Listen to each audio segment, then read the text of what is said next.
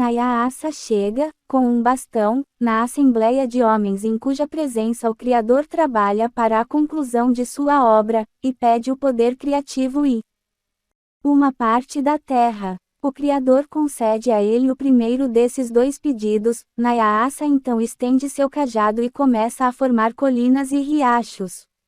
Toda a assembleia está maravilhada com sua audácia. Então o Criador pega um pouco de medula de um chupo e joga na água, a medula afunda, mas logo sobe à superfície. Vocês viverão assim, isto é, vocês morrerão, mas logo viverão novamente. Mas Nyasa disse, a terra não é grande, logo estaria superpovoada. Tenho uma oferta melhor a fazer. Então ele pega uma pedrinha e joga na água, a pedra afunda e desaparece para sempre. Assim será a vida futura. Então o Criador disse, você pediu um pedaço da terra, vou fazer outro para você. Ele pega um punhado de terra e joga no oceano. Onde esta terra cair, haverá seu país, além do oceano. Segundo os mitos dos Maidu, tribo da Califórnia Central, o Criador deseja que, ao envelhecer, os homens mergulhem em um determinado lago e assim se rejuvenesçam. Ele mostra a eles rejuvenescendo Kukisu, o primeiro homem. Mas o coiote quer que os homens moram e diz-lhes que será melhor assim, haverá então cerimônias solenes para os mortos, as viúvas poderão se casar novamente, etc. O Criador cede, relutantemente, e permite essa mudança. Então Coiote organiza uma festa que será aberta por corridas. O único filho do Coiote, exímio corredor, ultrapassa rapidamente os demais e passa perto de um buraco onde a cascavel está escondida. A serpente o morde e em poucos momentos ele morre. Coiote, vendo que seu filho está morto, começa a lamentar. Então ele o carrega para o lago que o Criador destinou para o rejuvenescimento dos homens e o joga na água, mas o morto não volta à vida. Tal é o castigo do coiote que trouxe a morte ao mundo. Um dos mais belos mitos sobre a origem da morte é o dos Uintun, outra tribo californiana. Infelizmente, podemos apenas dar aqui um resumo muito breve. Olebis, o Criador, quer que os homens vivam como irmãos e irmãs, que não haja nascimento, nem morte, e que a vida seja agradável e fácil. Segundo este desenho, forma uma espécie de bolotas. Esta mesma espécie manteve-se até hoje muito importante para a alimentação da tribo, que crescem sem casca e caem sozinhas quando maduras. Além disso, ele instrui dois irmãos a construir um caminho de pedra que permitirá aos homens, quando envelhecerem, subir ao céu, banhar-se em uma fonte maravilhosa, beber de outra fonte e assim rejuvenescer. Enquanto os dois irmãos estão ocupados com este trabalho, um homem se aproxima deles, que é Sede, o adversário de Olelbis. Ele declara a ele sua opinião: será melhor que haja casamentos, nascimentos, mortes, trabalho no mundo. Um dos dois irmãos é seduzido e ambos começam a destruir o caminho que tinham quase concluído. Eles se transformam em abutres barbudos e voam para longe. Sede se arrepende por trazer a morte ao mundo, pois agora ele sabe que deve morrer também. Ele constrói para si um dispositivo de folhas para voar para o céu, mas as folhas murcham, ele cai, ele se despedaça. Olelbis olha para ele do céu: aqui, diz ele, está a primeira morte, doravante os homens morrerão. Veja o texto completo do mito. Entre os Samoiedas, no extremo norte da Sibéria, existe um mito da criação bastante semelhante ao dos Araparro que relatamos acima. No começo, não há terra, apenas água. O Criador, mora nas alturas, e com ele vários pássaros. Ele os manda mergulhar e procurar um pedaço de terra no fundo do oceano. Da pequena terra trazida a ele, forma a grande terra. Quando se tornou grande o suficiente para uma habitação ser construída ali, diz aos pássaros: vamos descansar esta noite. Então chega um velho misterioso que pede abrigo para passar a noite. Num primeiro recusa, porque o desconhecido não o ajudou na formação da terra. Mas o velho insiste, e num acaba recebendo-o. Ao amanhecer, o velho não está mais na cabana. Finalmente o encontramos na extremidade da terra, ele finge lavar o rosto, mas na verdade ele tenta quebrar a terra. Num disse a ele: o que você está fazendo aqui? Você já rasgou metade do meu trabalho em pedaços. Vá embora. O velho sai. Então Num alarga a terra, fornece-lhe rios, árvores, animais, atribui seus lares aos homens. Nesse momento, o velho volta e pede um lugar para morar ali. Num recusa novamente, mas o velho insiste: deixe-me apenas o lugar onde plantei meu graveto, isso me basta. Num disse: não é muito, qualquer. Com a sua bengala, o velho faz um buraco no qual escorrega enquanto escarnece: bem, agora estou debaixo da terra e vou violentar os homens, fazendo-os morrer. Entre os Samoyedas, também existem mitos em que o ser maligno é convidado pelo Criador a criar, a formar a terra, etc., mas não conseguiu. O mesmo motivo é encontrado na América do Norte, durante a criação dos homens. Esses mitos atestam a crença na existência de um ser misterioso, adversário do Criador, que perturba e estraga sua obra, que introduz a morte e todo o mal no mundo. Ver também, além dos mitos já citados. Os mitos que escolhemos são os mais completos dentre os que possuímos, alguns, no entanto, parecem ter lacunas, e alguns de seus detalhes são compreensíveis apenas por comparação com diferentes variantes do mesmo tema. Não há razão para se surpreender se considerarmos que esses mitos são muito antigos e foram transmitidos oralmente até tempos muito recentes. Essa mesma crença também existe entre muitas outras tribos na América do Norte, e encontramos esses vestígios entre vários povos caçadores do norte da Ásia, mais explicitamente entre os pastores nômades que serão tratados no parágrafo seguinte. Reconhecidamente, essas ideias estão longe de serem claras e sistemáticas, eles às vezes são obscurecidos pela migração e mistura de mitos. É assim que o adversário do Ser Supremo às vezes se confunde com o primeiro homem ou com o herói cultural, cultur heros, às vezes ele até assume as funções do Ser Supremo, torna-se um criador, etc. Mas a análise detalhada do imenso material mítico empreendido por R. P. Schmidt prova que se trata de contaminações posteriores. Uma questão muito interessante, no entanto, permanece a ser debatida: o que os homens desta civilização, de todas as mais primitivas, já pensou na origem do mal? É independente do Criador. Muitas vezes, esta questão séria permanece sem resposta. O adversário está lá, chega não se sabe de onde, ou simplesmente é apresentado como existindo ao mesmo tempo que o Ser Supremo. Ver, além dos mitos já citados. No mito Maidou, o coiote é o seu cachorro, a cascavel, saindo da terra. Mas não faltam histórias segundo as quais a origem do ser mal não parece ser independente do Ser Supremo. Às vezes é o resultado de uma ação criativa mal-sucedida que precedeu a criação da atual raça humana, ou é um tipo de ação criativa desperdiçada.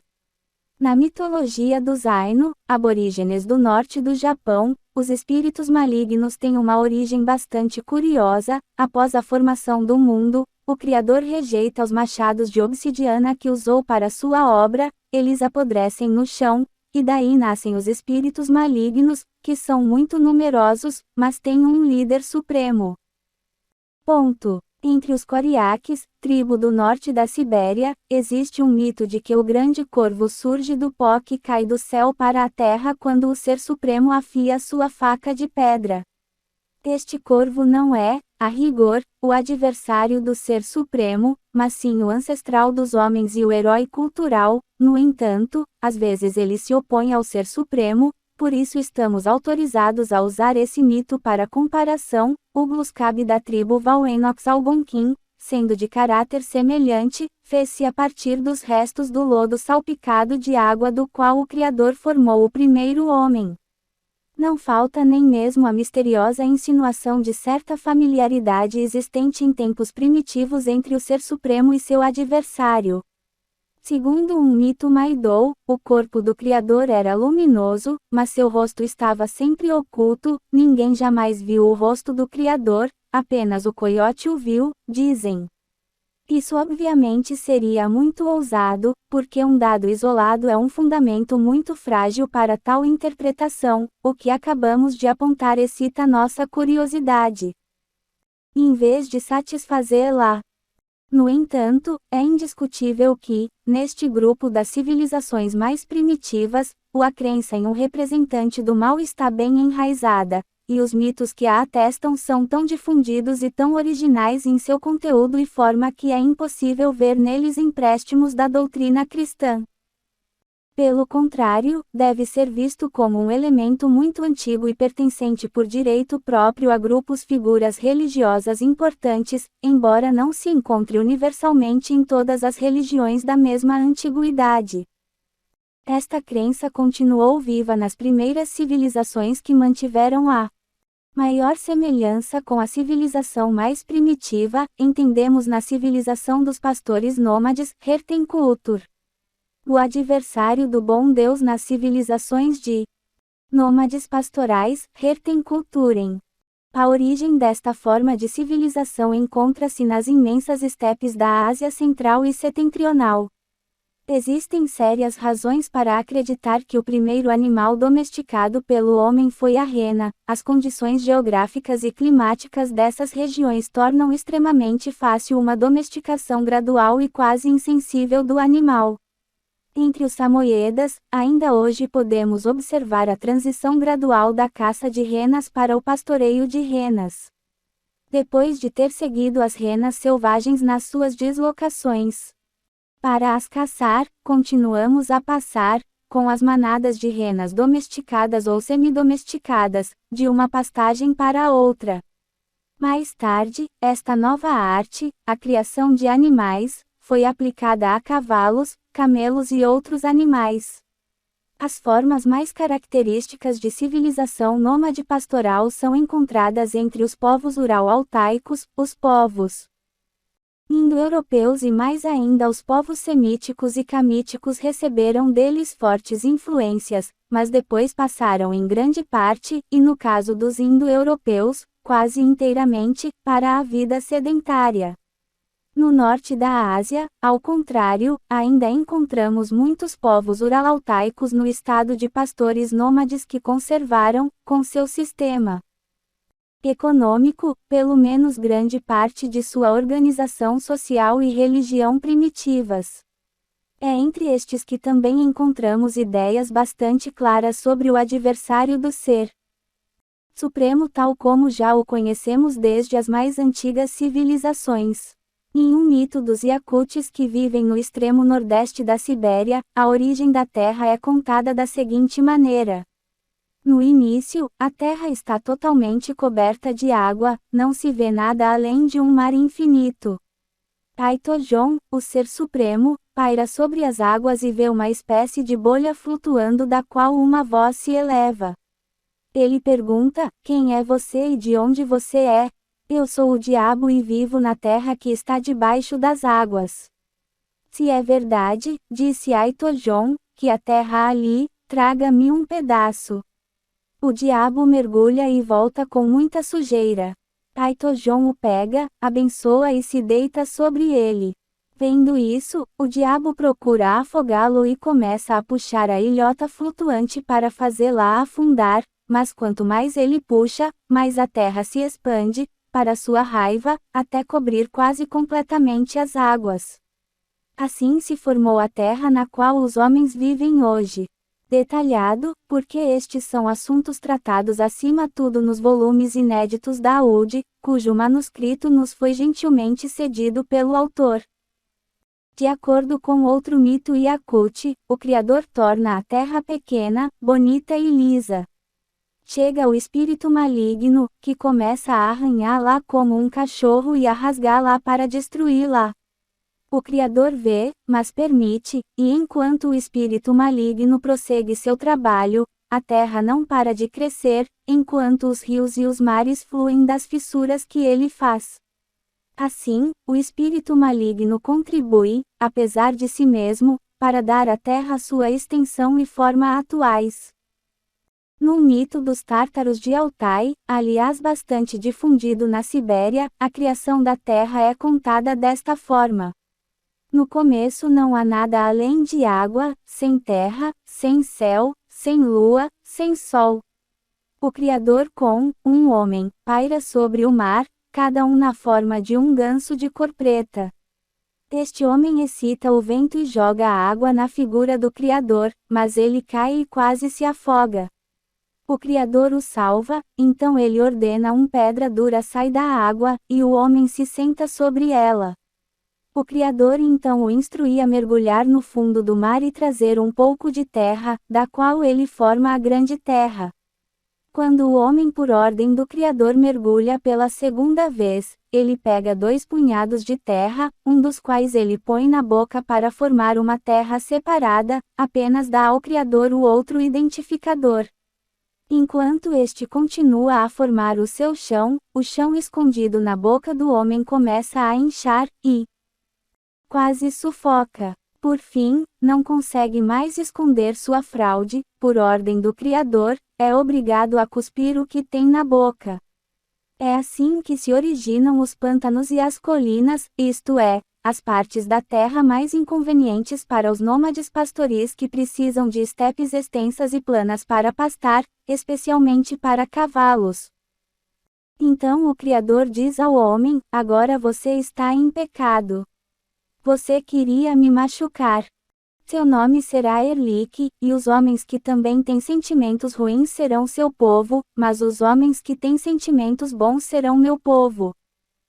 Este mito contém vários motivos frequentemente encontrados na Sibéria. Um ser que é, ou se torna, o adversário do Criador é forçado a mergulhar na terra, ele faz uma tentativa de fraude, mas nunca consegue manter o assunto oculto e formar uma terra à parte, ele é forçado a cuspi-lo, e assim as partes menos belas e menos úteis da terra têm sua origem.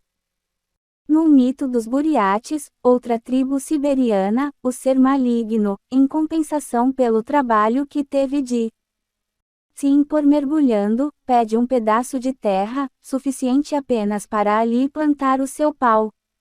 Tendo obtido, ele faz um buraco com seu bastão de onde saem cobras, ratos e outros animais nocivos. Durante a criação do homem, o espírito maligno também desempenha um papel fatal. Um mito generalizado na Sibéria, especialmente entre os tártaros, no sul, fala sobre a criação do homem da seguinte maneira. O Criador faz um homem de uma massa de terra, então ele também treina um cachorro que está nu, sem pelos, e ordena que ele guarde o corpo humano, que ainda está sem alma, enquanto ele vai embora. O falecido Criador, Ingá, seu adversário, a personificação da morte, chega e diz ao cachorro: você vai sentir frio, porque está nu. Entregue-me o homem, e eu lhe darei uma roupa. Após uma breve resistência, o animal cede. Ingá pega o homem e o devora. Volta ao Criador que pergunta ao cachorro: onde está o homem? A besta responde: Ingá o devorou. O Criador fica com raiva e diz ao cachorro: por que você permitiu isso? De agora em diante você vai comer excremento humano. Então ele recomeça a criação do homem, forma um homem e uma mulher, que são os pais de toda a raça humana.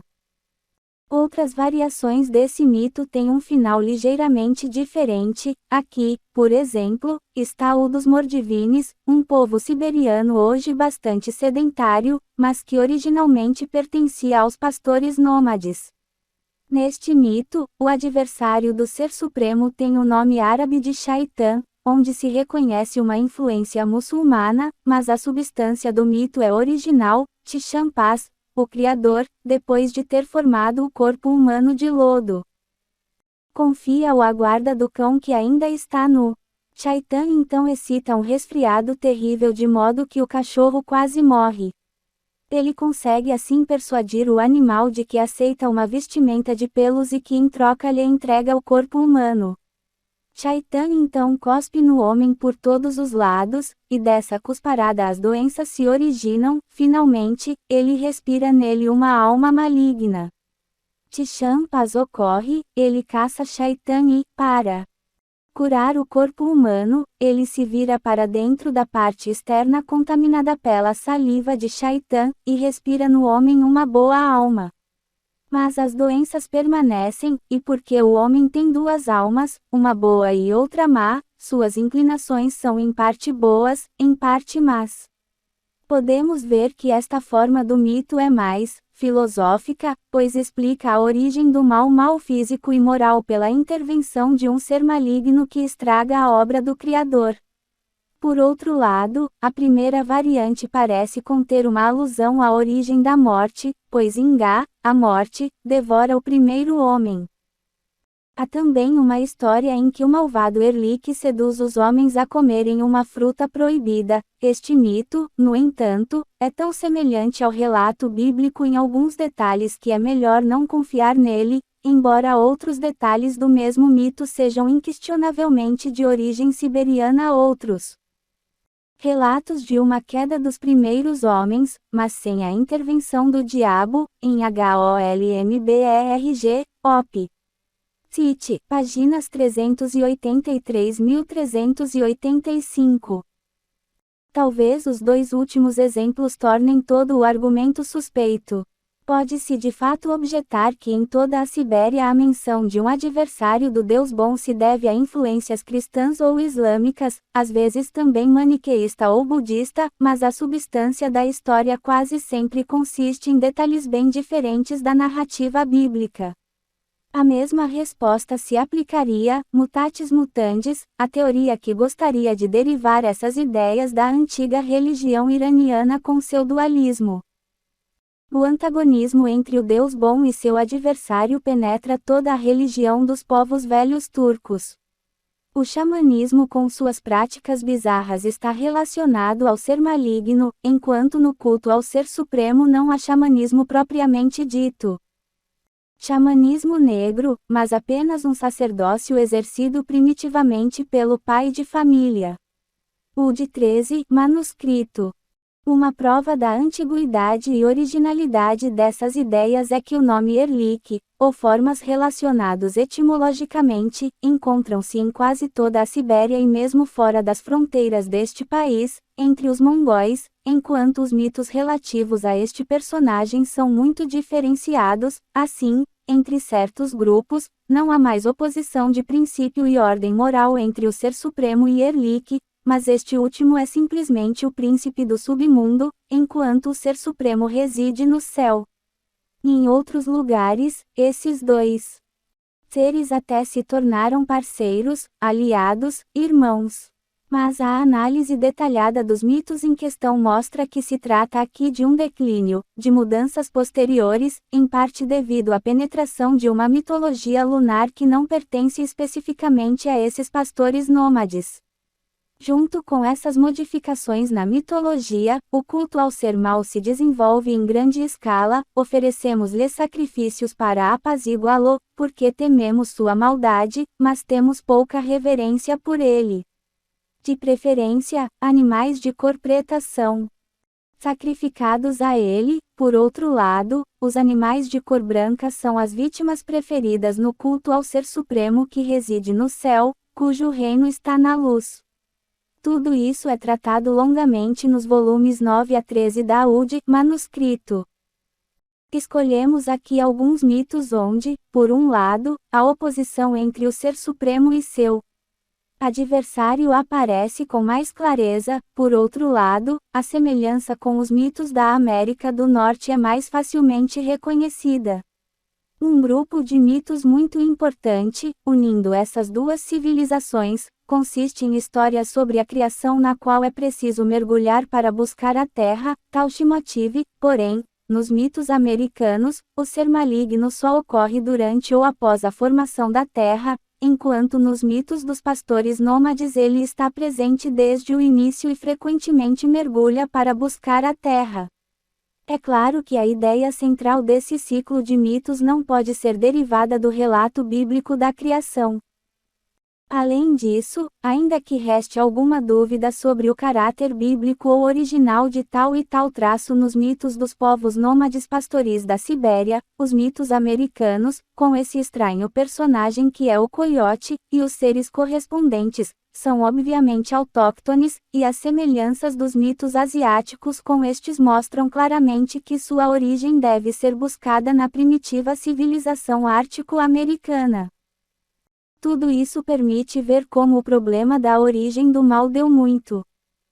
Pense já nos primitivos, este assunto foi tratado em uma tese, infelizmente ainda não publicada, KALTDORFER, Der Ursprung der Sündigen Religionsgeschichtlicher Beleuchtung, Friburg na Suíça, 1943. Este problema torna-se especialmente angustiante em uma religião monoteísta que admite um Deus bom, Criador e Todo-Poderoso.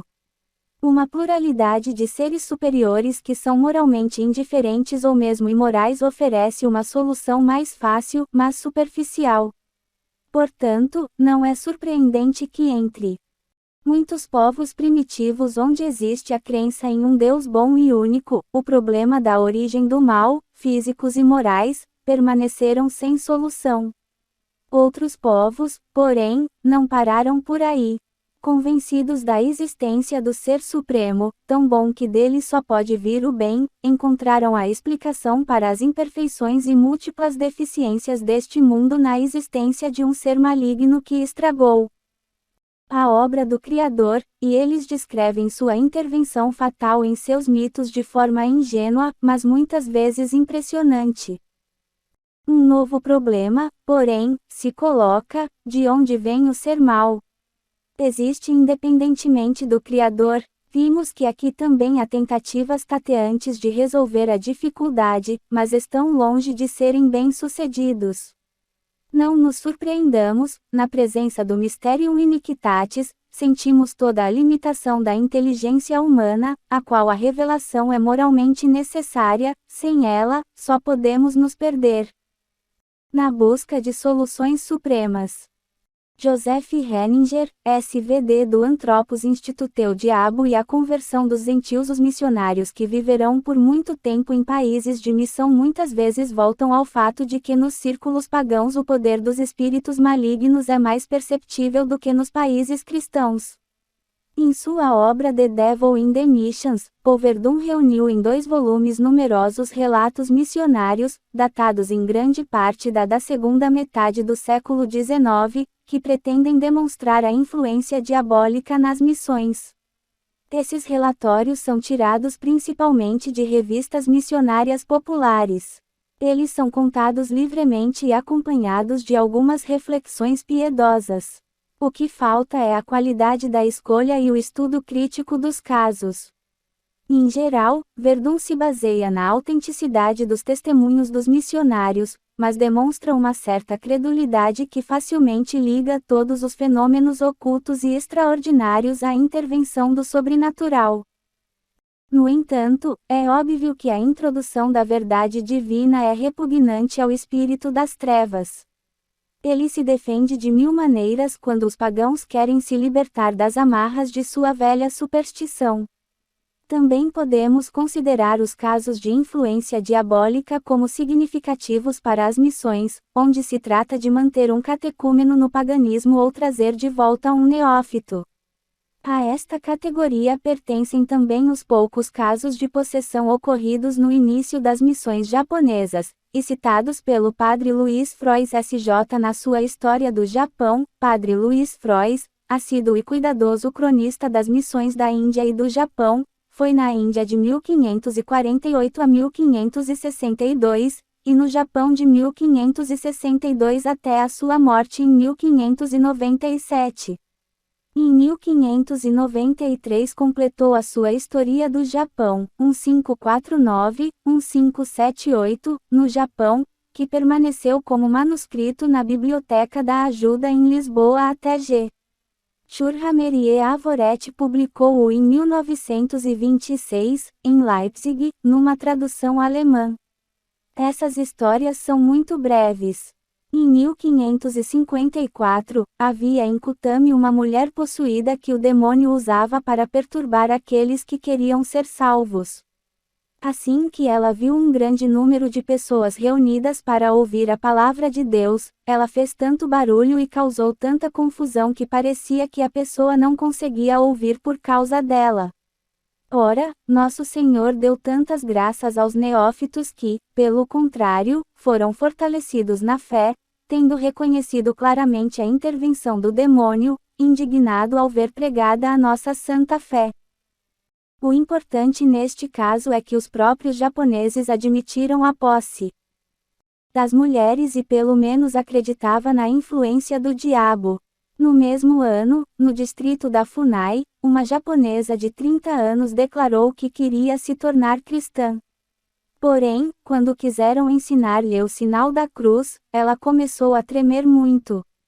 O padre Baltazar Gago pronunciou o exorcismo e ordenou-lhe que dissesse os nomes de Jesus e de São Miguel, o que lhe causou grande dor. Ela acaba dizendo enquanto cantava, que se tirarmos Shaka e Amida, que são seus ídolos, não sobraria nada para eles adorarem, e não haveria ninguém para derrotá-lo e ele também não adoraria nada. No dia seguinte o padre consegue completar o exorcismo e libertar completamente a mulher. Os dois nomes mencionados pela mulher são os de Buda a quem foram prestadas honras divinas.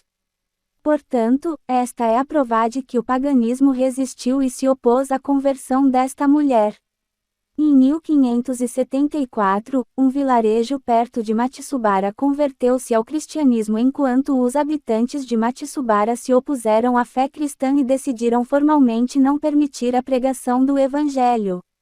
Na mesma noite em que os da outra aldeia foram batizados, o demônio entrou em uma menina pagã na aldeia de Matsubara. Enquanto a atormentava, ele disse pela boca: "Eu fugi para esta aldeia porque os outros me expulsaram."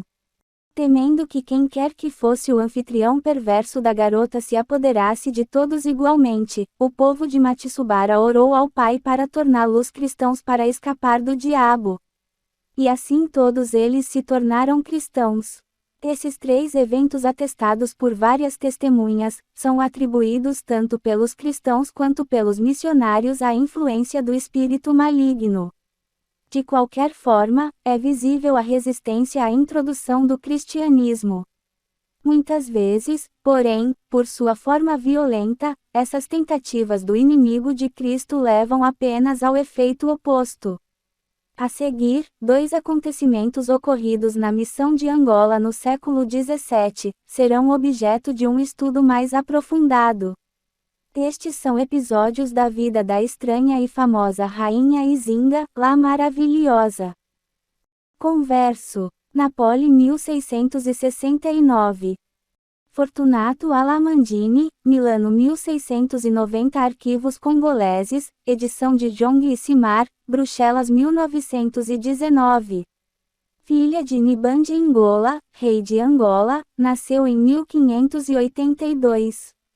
Seu irmão Ngola Bande, sucessor do pai, estando em guerra com os portugueses, quis negociar.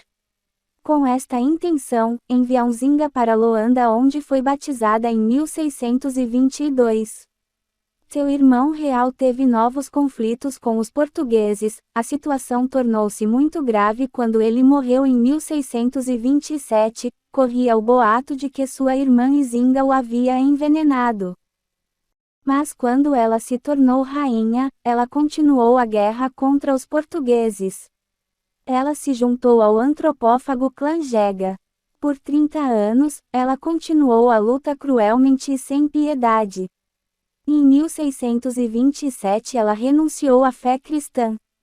A partir desse momento, a sua principal devoção voltou-se para os fantasmas dos heróis dos Jegas e sobretudo para o seu irmão Ingola Band, cujos ossos guardava num caixão forrado a prata. Após a captura de 2 capuchinhos, feitos prisioneiros pelo seu povo, e graças a um crucifixo que lhe caiu nas mãos, ocorreu-lhe a ideia de fazer as pazes com os portugueses e voltar a ser cristão. Antes da chegada dos capuchinhos, Izinga convocou seus conselheiros espirituais, 5 feiticeiros Singili, exceto nos relatórios capuchinhos sobre a África, não encontrei esse nome especial de feiticeiro em nenhum lugar, nem mesmo em Feitiçaria no País da Missão, Semana de Missiologia Louva em 1936, que, em nome dos 5 falecidos, diriam, se a rainha pudesse abolir a lei dos Jegas. Os Sinrios ofereciam os sacrifícios de sempre e tudo o que era necessário para que, através deles, os fantasmas pudessem falar. Os 2 capuchinhos que relatam este acontecimento, Padre Antônio da Gaeta e Padre Giovanni Antônio Cavazzi da Monte Cucolo, eram missionários na corte de Izinga. Infelizmente, a linguagem de ambas as histórias foi editada antes da publicação. Os 2 missionários admitem que as declarações dos Sinrios vêm de espíritos malignos, forçados a dizer a verdade. Ao comparar os 2 textos, nota-se que a antiga tradição de Gaeta é mais pura enquanto Cavazzi ou quem editou o texto, recorre a inúmeras explicações para demonstrar claramente a origem diabólica das respostas. Cavazzi parece não ter usado o livro de Gaeta, mas tendo recorreu a uma tradição oral, conhecida na própria Matamba. De qualquer modo, os seus relatos dos 2 casos de 1655 e 1658 são aparentemente independentes de Gaeta. Gaeta garante que sabe as respostas do feiticeiro através de D. Calixto Zelote, testemunha ocular, posteriormente intérprete da missão. Antes de tudo a rainha perguntou se era certo abandonar a lei dos Jegas, desde então ela deveria separar-se dos caixões do falecido e que ela não poderia mais sacrificar a eles. O demônio que fingiu ser a alma de Casá então respondeu: Majestade, nós somos Jegas mortos, nós somos espíritos, nós não vivemos. As fitas dedicadas a nós. Reter fitas dedicadas aos Jegas falecidos é um costume que também usamos durante nosso tempo na Terra, assim como sacrificávamos homens e animais. Se Vossa Majestade quiser viver de acordo com a lei cristã e fazer desaparecer as nossas fitas, pode, está em seu poder fazê-lo, e por mim também o faço, jogando fora a fita que me dedicou. Num acesso de raiva, o bruxo chutou a fita à sua frente e continuou: os outros Jegas, por esse motivo, deixarão de nos homenagear nas fitas. Certamente não. Deixe Vossa Majestade fazer o que quiser. Ainda teremos quem nos honrará. C525 observa que o feiticeiro afundou espumando e meio morto depois de fazer sua declaração. Agora a rainha perguntou o que os espíritos pensariam se, insistindo o padre cristão, doravante crianças recém-nascidas não fossem mais mortas, como mandava a lei dos Jegas. Cassange respondeu: Majestade, naturalmente, vivo, eu era Jega, pois desde a minha infância vivi esta vida, em todo caso, tive filhos, como bem quis, e criei um grande número deles, no entanto, nunca deixei de ser Jega. Vossa Majestade pode fazê-lo, especialmente porque ela é uma rainha. De cristã, ela não havia se tornado Jega novamente porque os brancos haviam tirado o reinado dela. Ela pode fazer isso bem, o que será bom, por isso não deixarei de segui-la. A rainha pediu a opinião dos outros 3 magos. Tinda falou: eu sou Jega, sempre vaguei pelas florestas quando vivi no mundo. Em toda a minha vida nunca tive um lar, e agora também não me importo com sua fita. Se até agora você me honrou lá, você o fez livremente, sem que eu tivesse pedido. Agora que ela diz que quer seguir outra lei, deixe-a viver de acordo com aquela que lhe fará bem. Tinda voltou-se para Calanda para pedir seu conselho. Ele respondeu: o que você diz, eu também digo, mas de que adiantam tantas opiniões? Aqui temos o nosso rei, Ingolaband, irmão da rainha, deixe-o expressar a sua opinião e nós aprovaremos. Então o demônio que fingiu ser a alma do falecido rei, Ingolaband, irmão da rainha, respondeu: eu não era Jega, quando vivia no mundo, os ancestrais do meu sangue viverão esta vida, apenas minha irmã é uma Jega, também, fale com ela, quanto a mim, estou feliz com tudo o que ela pensa em fazer. Os sacrifícios que ela me ofereceu nunca me agradaram, e se meu senhor a convenceu a fazer isso, foi invenção dela, eu não participei disso. Agora, se ela quiser desistir da vida dos Jegas, ela fará bem em viver de acordo com o antigo uso de Dongo, como viviam seus ancestrais. E agora, na presença dela, tudo o que posso dizer é que se ela aceitar a fé de Cristo e viver como cristã, os brancos não farão mais guerra contra ela, ela desfrutará de grande paz e tranquilidade em seu reinado. Os dois missionários expressam sua admiração pelos misteriosos caminhos de Deus, que tinha sido possível trazer os espíritos malignos para dizer a verdade.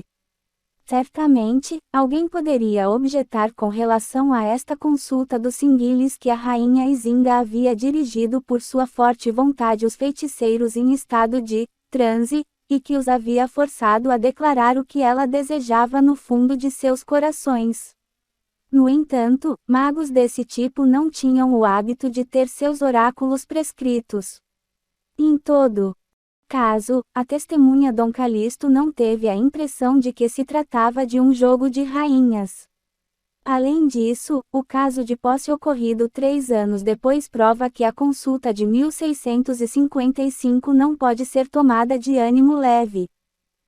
Quando, de facto, na primavera de 1656, o padre Antônio da Gaeta chegou à corte de Izinga, deu-se a sua segunda conversão. Ela começou a introduzir seriamente a vida cristã em sua corte e em todo o país da Matamba e apoiou o trabalho missionário.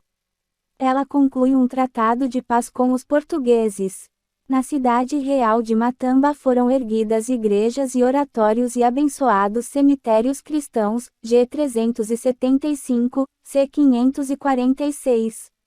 É aí que em 1658 ocorreu um caso de possessão que está obviamente relacionado com a estranha sentença dos Singuilis. Na descrição do caso, C mostra-se independente de G. Cavazzi, que foi missionário por bastante tempo em Matamba, deve ter encontrado ali uma boa tradição. Ele descreve com mais detalhes o curso externo dos eventos, os discursos diretos de Padre Gaeta, eu os tomo de G, que deve se lembrar melhor deles embora não seja excluído que o estilista Gioia tenha feito alguns retornos lá. O padre Antônio da Gaeta pode explicar isso como uma testemunha ocular diretamente interessada. A rainha Izinga mandou trazer uma cantiga ao padre Antônio da Gaeta. Ela mandou prender e acorrentar o feiticeiro e queria que o capuchinho o mandasse executar, porque é um demônio do inferno que, agitado por espíritos malignos, causa grandes danos. Em seguida, o capuchinho narra seu encontro com os endemoninhados. O supracitado Sinriu então aparece diante de mim, carregado de correntes, olhos abatidos, rosto inchado e desfigurado, boca espumante, proferindo uivos horríveis e terríveis, reconheci imediatamente que ele estava possuído por espíritos malignos. Dirigindo-me ao demônio, perguntei-lhe qual era o seu nome, se tinha outros companheiros para atormentar e afligir este corpo. O demônio respondeu que seu nome era Ingolaband e que ele era o Criador de todas as coisas, do céu e da terra, o Mestre e Senhor do Universo. O espírito que falava no possuído, portanto, tomou o nome do irmão de Izinga, este rei de quem ela tinha, de acordo com a opinião comum, causado a morte. Desde que ela era pagã, ela carregava seus ossos em um caixão forrado de prata. Se for uma posse real, e pode haver pouca dúvida sobre isso, foi a última tentativa de separar a rainha da fé cristã e reconquistá-la ao culto ancestral e aos costumes dos jegas. O capuchinho enfrentou o endemoninhado e seu orgulhoso demônio com coragem e dureza. Ah, mentiroso! Oh, enganador! Corajoso e orgulhoso! Você ainda se apega a essa loucura de quer se tornar como Deus? Você não se lembra que por isso você foi jogado do céu, nas profundezas do abismo? Se Deus o tirou do nada, como você, quem você é, ousa atribuir a si mesmo o nome de Deus e usurpar o título de Criador. Ordeno-te, portanto, demônio maligno, que coloques a cabeça no chão para que eu possa pisar nela com o pé, como tu mereces. Os que estavam ao seu redor acreditavam que o feiticeiro, enfurecido, iria atacar o missionário. No entanto, ele se jogou no chão, batendo com a cabeça no chão com tanta veemência que todos pensaram que ele havia quebrado a cabeça. Mas era apenas uma ilusão, pois nenhum traço de ferimento foi visto. C. 550. O pai pôs o pé na cabeça do possuído e exclamou: Espírito rebelde, espírito traiçoeiro, espírito vil, onde está sua pretensa grandeza? Onde está seu mentiroso divindade? Onde você esconde seus pontos fortes? Fale, responda, vingue-se, se tiver coragem. O espírito maligno do possuído apenas reclamava em voz baixa da violência com que era tratado. O capuchinho dirigiu-se num vigoroso discurso aos seus espectadores e à rainha para lhes mostrar a impotência do famoso Sinryu e do espírito maligno, que nele falava. A rainha Izinga estava transtornada e tremendo de medo. Ela disse ao padre Antônio de Gaeta: Pai, por favor, mate-o para que esta praga do inferno desapareça deste mundo.